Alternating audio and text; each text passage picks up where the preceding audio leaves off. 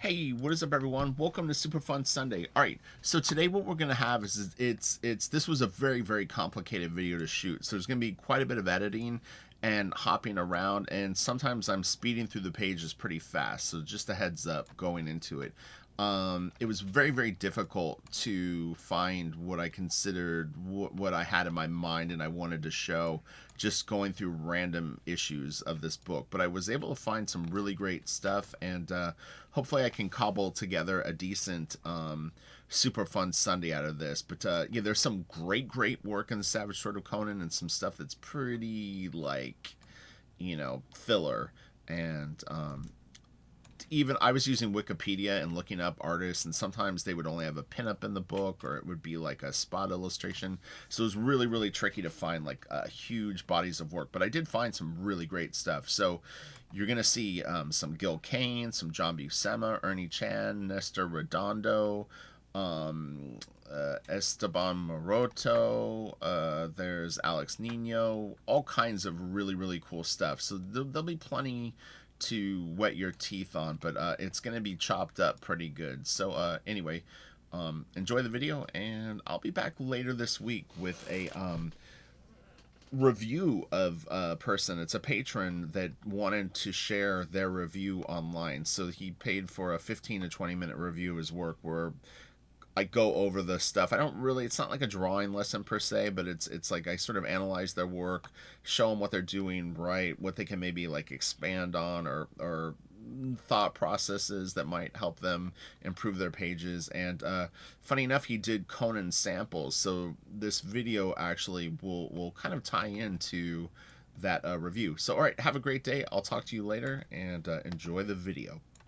Hey, what is up, everyone? It's Rich. All right, welcome to Super Fun Sunday. Today, we're going to take a look at the Savage Sword of Conan. I have tons of these magazines. I actually have tons of the Vampirella ones as well.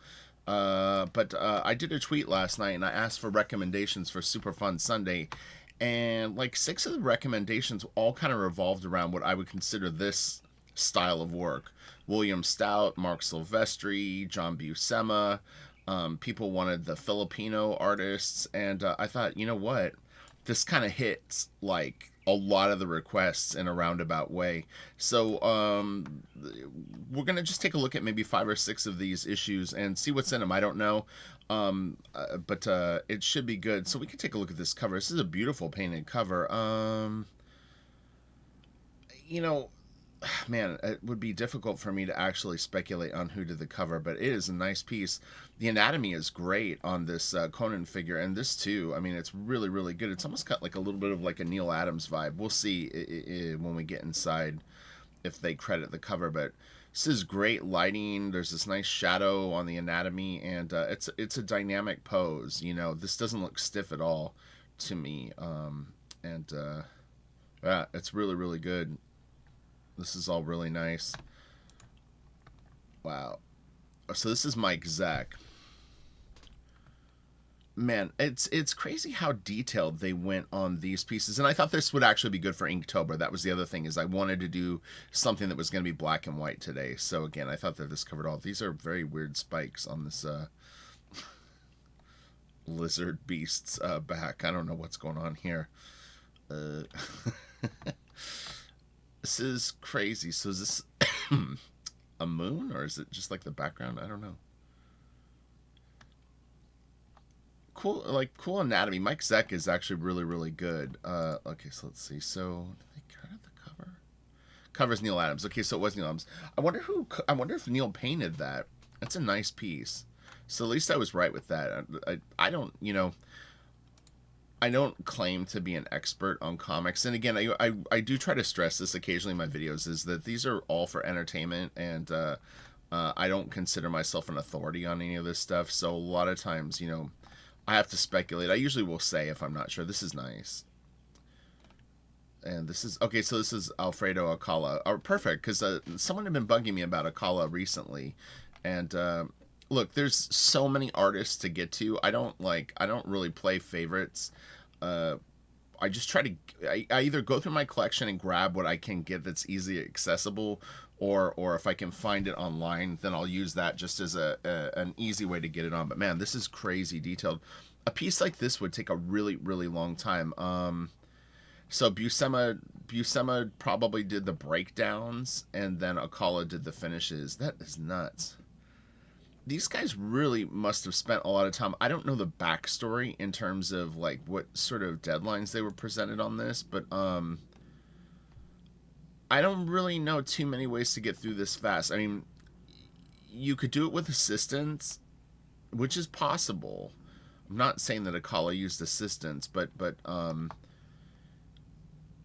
you know, if you had someone filling in blacks, if you had someone doing maybe some of the backgrounds, you could expedite some of the work. It's very difficult to say. Um, this isn't so bad. Panel to panel, small panels like this don't tend to take that long. I mean, they can, but generally speaking, they don't. And they're kind of fun in a weird way. It's like if something's tedious, usually you're in and out of it quick enough that it doesn't matter. This is nice, really, really nice. And you know, look, you can get these magazines if you go to like a comic book convention. There's generally some dealer will have like a long box like under the table full of like old Conan and Vampirella magazines. If you can get them cheap, I mean, you really can't go wrong. I mean, I personally don't even think you need to really. And there's creepy and some of those can get more expensive depending on the artist inside. But generally speaking, if you can get them for a couple of bucks, I mean, you don't even really need to flip through them because you'll definitely find something of interest in them. And you know, worst case scenario is you can always just if you don't like it, sell it later. This is nice. Man, these guys could draw good. Buscema's so great, but his work, I mean, this isn't even to me recognizable as John Buscema because the call of finishes are so uh like just take it to such a different place. Okay, so this is, I don't remember the credits for this particular story. This is nice.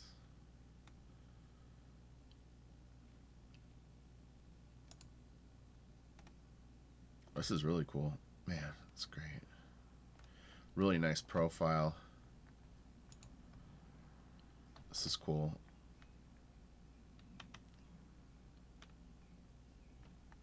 Lots of horses in these stories. That's really nice. It's really, really cool.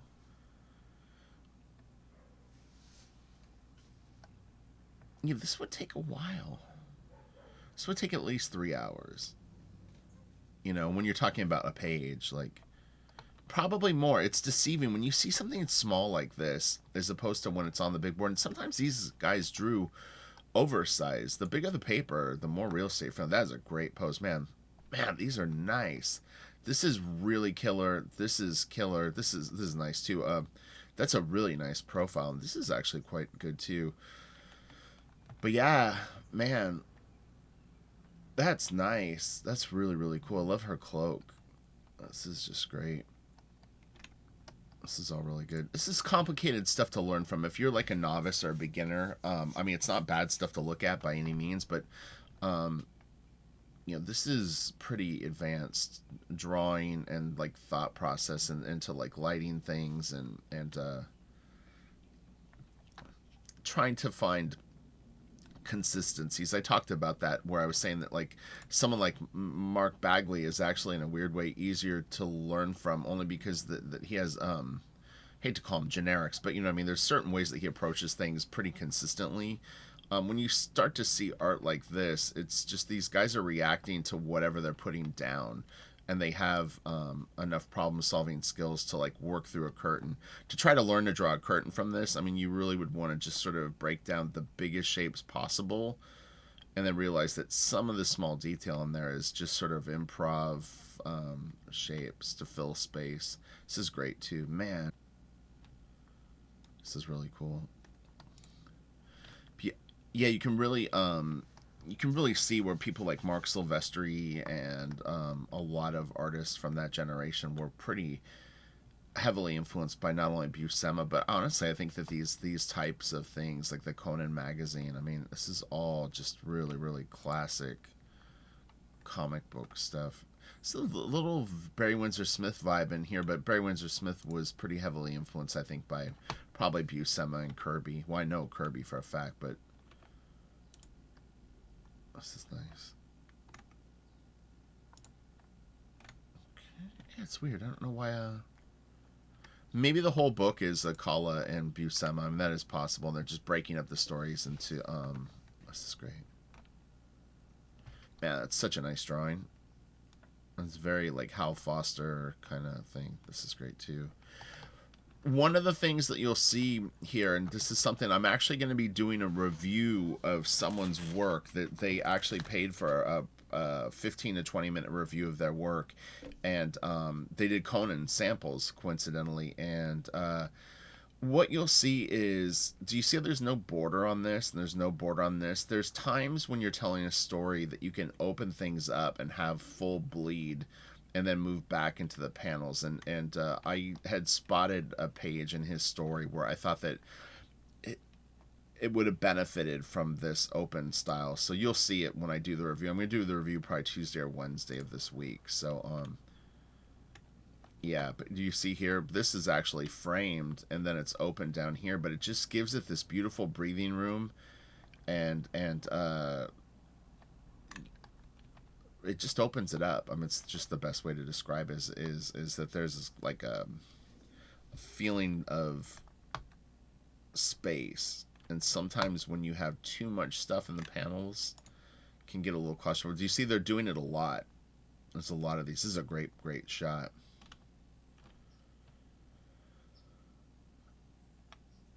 Some of this art too, although I don't know now if it, but you can actually find sometimes this original art pretty affordable, believe it or not. It's not as crazy expensive as you might think. And to me, it's like you get kind of an off page with really good drawings, but maybe not like main characters. You can really score. It's a clever way to buy if you really just want to get it to have a piece from Buscema and Akala. Is get something that maybe doesn't have Conan on it, but has just all kinds of kick-ass drawings and techniques. 'Cause I've said this before. There's pages that I'll spend 16 hours on that are almost impossible to sell because it doesn't have Batman on it. And you can have a 2-hour Batman page and everybody wants it. So it's an interesting thing. But the artistry of doing a panel like this or something, is really high level of skill and technique, and effort. This is great. Man, it's so wild.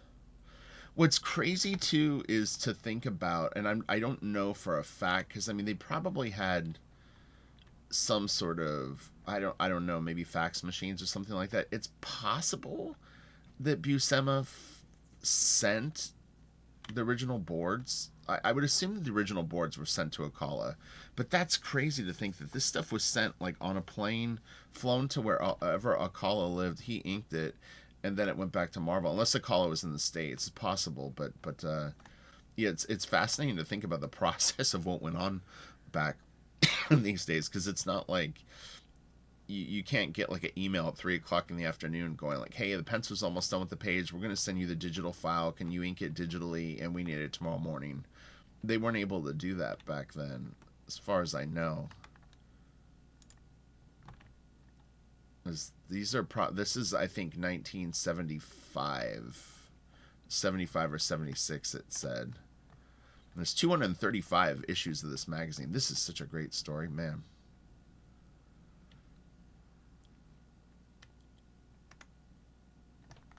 And we'd be remiss not to mention Frazetta, who I think heavily influenced a lot of the artists that worked on this stuff.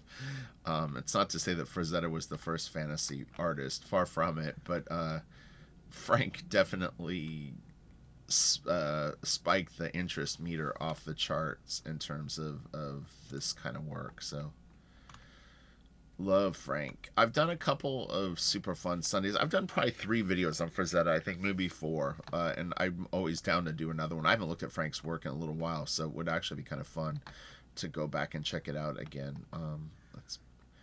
It's been about a year since I probably poured over any of my Frazetta books. This is so good. Okay, so let's we're going to finish this story up, and we're going to go to another magazine. That's crazy. So let's do this. We're gonna let's go to issue 33. Let's see what we got going on. So this is a Norm cover. I do recognize the name. I don't know the artist and his history, but I've definitely seen that name on other covers back in the day. Nor, wait, oh, Earl Norm, and then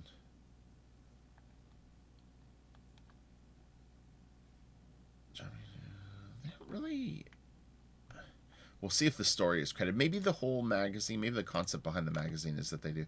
So this is Gene Colan and Pablo Marcos. So we'll see what this looks like. Colan gets real dark. I swear, it almost looks like he draws with like charcoal. It's crazy. This is nice. Some beautiful like wash effects here.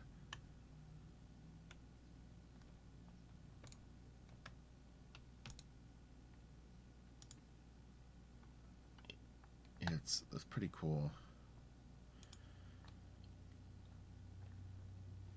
So different. This would be much faster to do for sure. I mean, these are very solid drawings, but Colin was such a good draftsman. He could probably knock out pages like this. Honestly, like think about this in pencil. You know, maybe 90 minutes, half hour. He could have probably done this page in 4 or 5 hours, unless he was real slow. But you know, you just take the pencil and go whoosh, render lines and stuff like that. These are probably like breakdowns, and then this inker, Pablo Marcos, you know, went in and did somewhat finishes. I mean, this stuff it clearly looks finished, but yeah, I mean, it's not as rendered as some of the other stuff that we'll see. So okay, so let's check out. Let's just go to issue 48. See what we got. All right, so this is a Nestor Redondo cover. Oh, it'd be cool if Nestor did some interiors here. So what we got? I don't recognize that signature. TLE? TLO?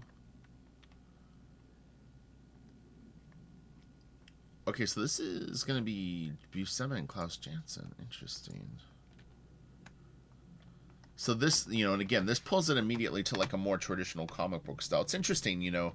Buscema is another one of those artists where, like, depending on the inker, you really could get different finishes. This is great, though. This looks really nice. It doesn't totally have the vibe of the other stuff that we're going to see, but this is all excellently done. And this is interesting. I wonder if Klaus had paired up with Miller at this point. I'm assuming that it was probably a little bit after this. This is nice, man. Very Neil Adams. This is interesting.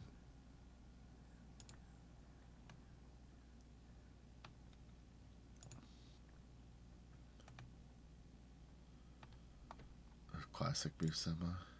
God, John drew a lot of pages. It's crazy. So we'll look at this. So again, he's such a strong draftsman. Something like this probably wouldn't even take more than just a few minutes for him. I mean, he can knock out something like this so quick. The same with this. I mean, this maybe would take him an hour or so. Same deal. So, you know, I could see him doing 2 pages a day of stuff like this. I'm not saying that he did, but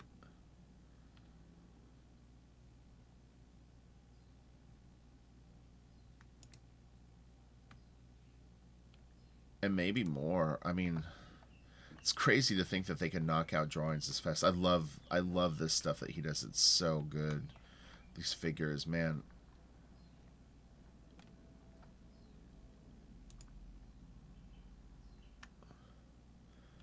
This is going to be a hard video to title because I think if I just do Savage Sword of Conan, it probably won't get as many views. But it would be hard to do the laundry list of artists. This is really good. Interesting inking. Do you see? It's very like blip bloop. But he knows when to really get finessey and then when to open it up. It's a nice variety of styles. This is all really good.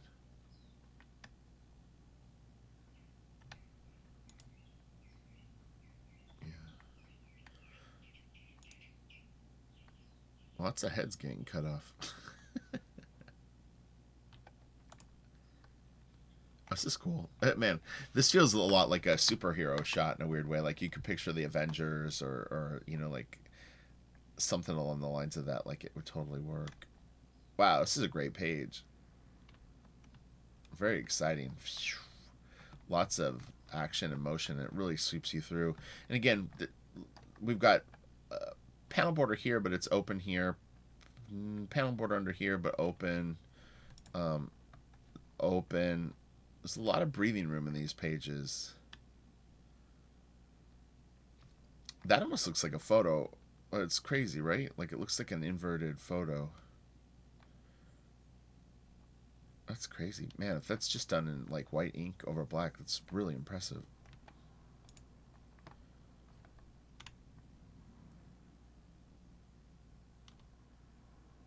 This is all nice. Yeah, I occasionally get like a Hal Foster vibe from Buscema, which I'm sure he was a fan of Foster.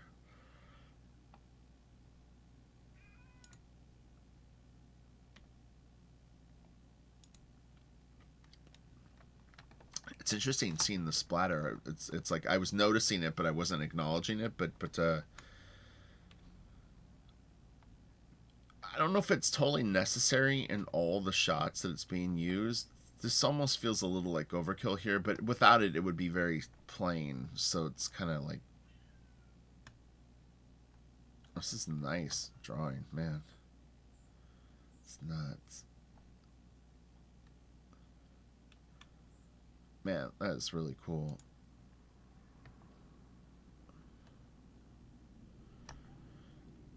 That's wild. So this looks more like some sort of zipatone or duo shade or something like that, but this looks like splatter to me. It's a little more frantic. This is a little more consistent looking. You can kind of see like where it's been. That's cool. Man, that's really, really cool, actually. This is very photorealistic. That's crazy. It would be really interesting to see what John Buscema drew originally, because that's like, man, that's crazy.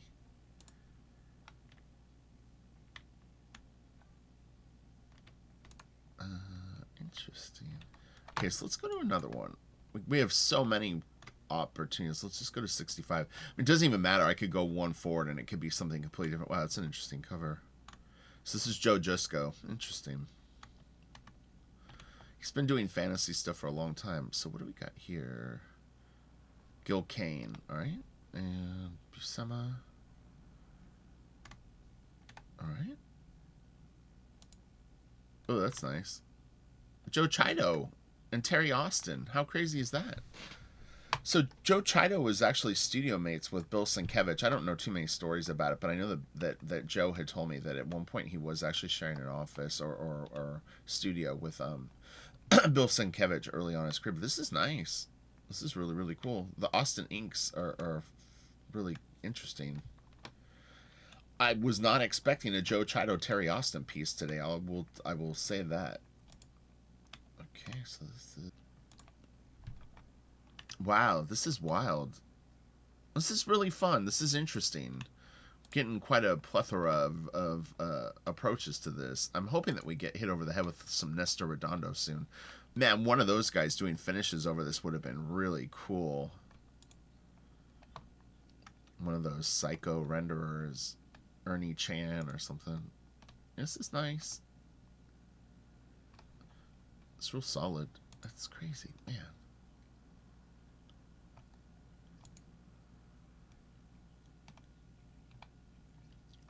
It's a nice little pose. Stuff like this would be good to learn from if you're more of a beginner. Things that are real clear and concise and don't get too crazy with folds and lighting and things like that. Still, this is still, he makes it look simple, but this is nice. Solid.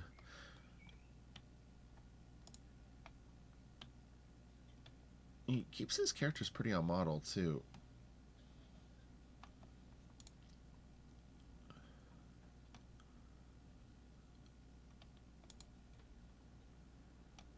This is really interesting style. I've the influence of this really did carry over into more artists than I would have thought.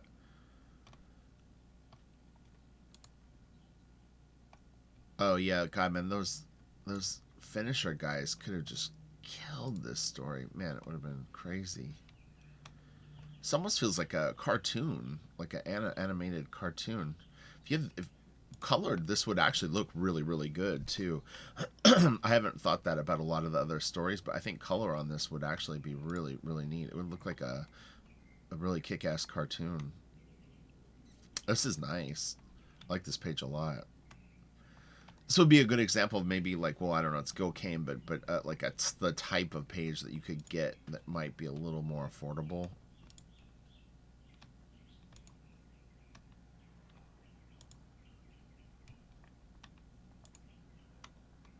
Yeah, it's interesting how he draws the faces. This is nice. Man, it's really, really good. That's cool. What's funny is I had made a reference to they did that move in Primal. I'm sure Gendy checked out this, but yeah, I made a post on Instagram and also on Twitter about Primal, the new cartoon that's out. You should definitely check it out. I think it was Cartoon Network, but I could be wrong. But it's this kind of tale. Oh, it looks really good. I saw the last half of the first episode, I believe, and man, I was hooked. Man, that's really cool. Okay, so let's go to another one. Like the rendered. You know what I'll do? I'll actually go back to the first issue. Wow, that's nice. That almost has like a Bisley feel, or is it like Corbin? That's a crazy cover. Who did the cover? I want to know. Oh, Michael Golden. Really? Interesting. Wow, I've never seen that Golden piece. That's great, but this is very classic Michael Golden lighting down here. Man, that is great. So, this is just interesting to me, though. So, I've never seen Golden paint. I wonder who's doing the finishes on it. Maybe he did do a painted cover. Are we gonna get? I want crazy detail. Art by Gary. Oh, that was the person that did the pinup in the other one. This is nice. This is actually really cool. I don't know this artist's work, and I don't even recognize his name. So this is gonna be cool. Wow, I like his stuff. He has a great sense of space in his work, like the way that he lays stuff out. Hello, kitty. Whoa.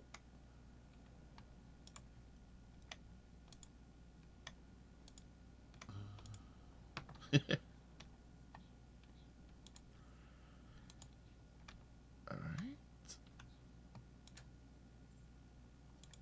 That's crazy. That almost has like a Glenn Fabry feel.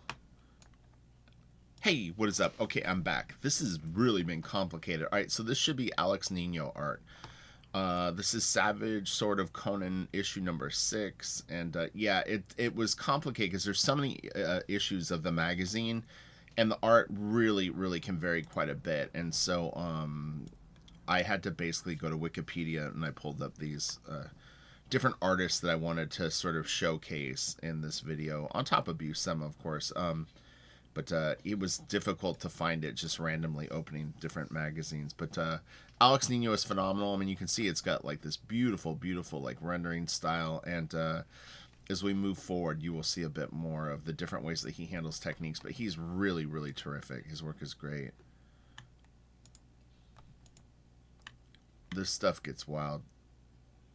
This looks like this is Juan Jimenez. Man, that's a great piece. Man, that is beautiful.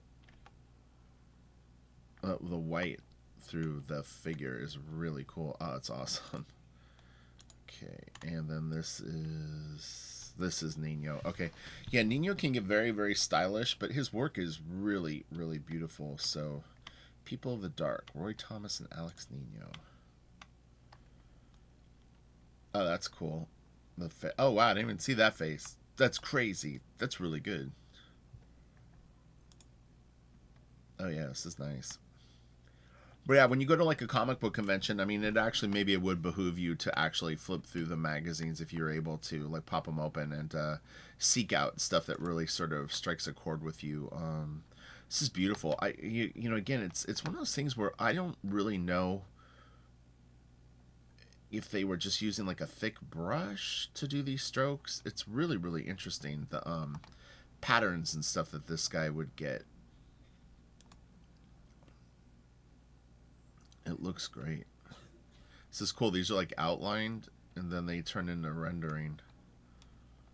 Super fancy. Oh, it's shoes and legs. Man, that's wild. Yeah, this is really cool. I knew I'd be able to turn this video around. It was getting hard. I was opening up different magazines and just like kind of, yeah, finding like fill-in issues, and it was getting tricky. And this is really kind of what we wanted to see. This is what I was imagining, is more stuff like this. And, if I could get to my magazines, I've kind of already cherry-picked this stuff. This is cool. Time-consuming work. Man, that's wild. That's really cool, too.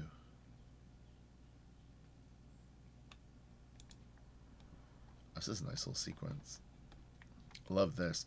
Again, open. You see that? Lots of open. Open. Oh, man, this is cool. What a great sequence. Dang. Oh, this is so nice. In Cerebus, they had some stuff like this. It was really cool. Oh, yeah. Boom. Shakalaka boom. That is really cool. Yay. You guys, probably in the video, you won't see the struggle that I had, but I actually had to stop for like 15 minutes and like reboot my brain, because I was like, oh man, this video is turning into a mess. So with the power of some slight editing, I should be able to pull around. This is great. Man, this is so cool. This is really nice. And again, you can get these magazines pretty cheap. Like, so this is issue 6.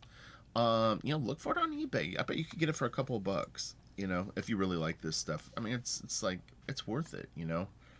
You'll be putting money in a comic book store's pocket, hopefully, or someone that collects comics and buys stuff from stores, and everything goes full circle. Man, it's so cool. And there's another issue. This is going to be fun. This video is going to be great now. We're going to end it on such a high note. It's going to be a grand slam.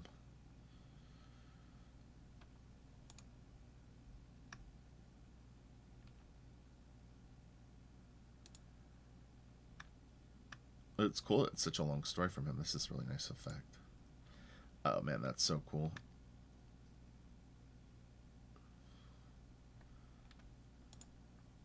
Man, that's great. That could be wash, like very diluted ink for the outlines.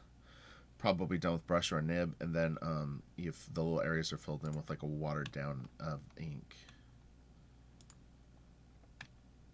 Oh man, this is so cool. Okay.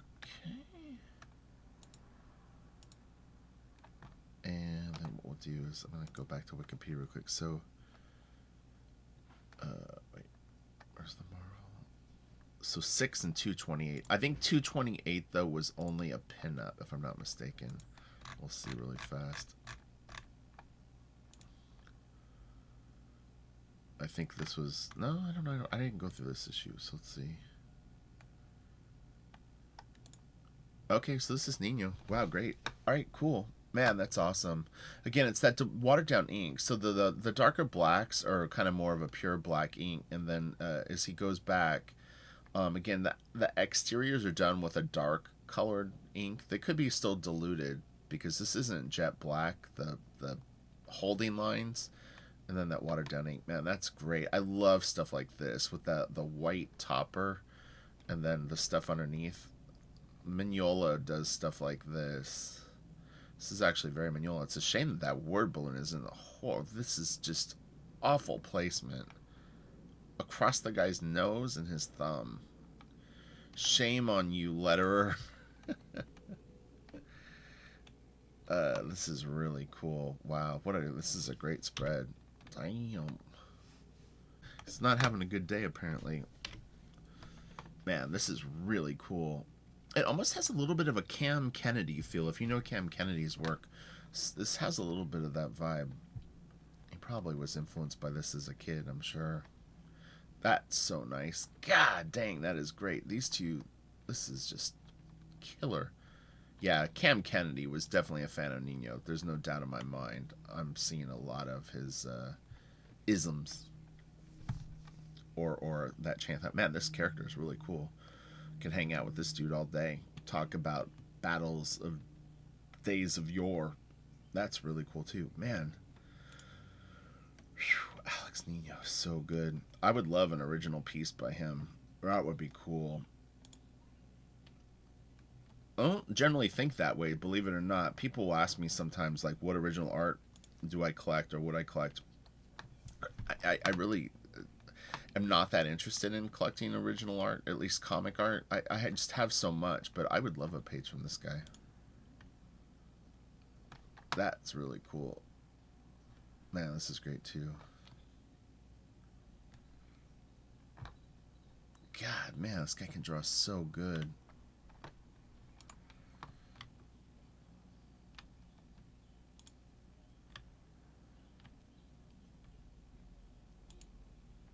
But who knows? If I had a bigger budget, maybe I would be more into collecting art too.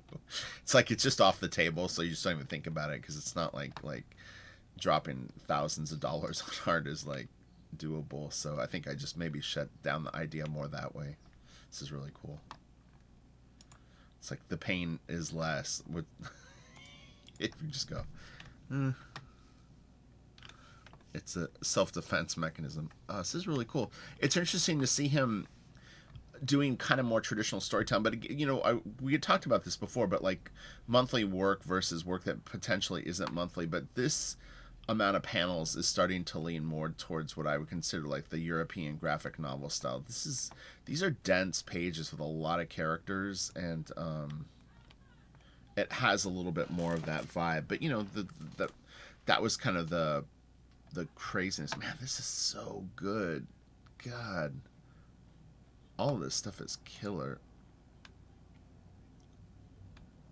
This is great art. Really great. This is just stellar. And we got more. We're gonna go through a little of these other guys really fast too. This will be a long video, but I'll do like a quick intro so that people, well, you'll already have heard it, but I almost thought I wasn't going to be able to do it. Honestly, I had recorded like 40 minutes worth of stuff, and it was starting to tank.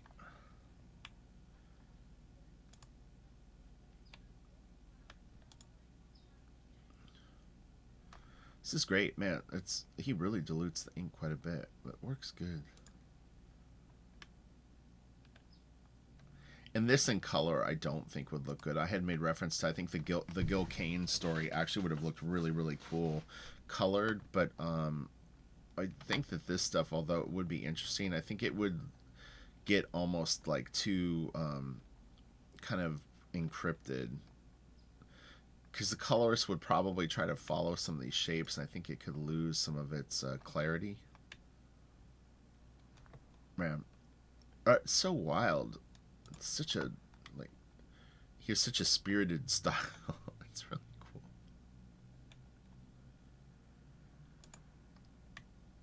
That's interesting storytelling device.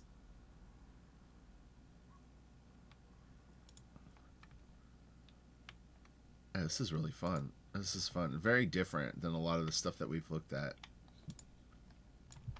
Okay, so we're going to end it there. Like I said, it was very complicated going through these sort of compilation magazines and finding, I think, a steady kind of theme throughout them.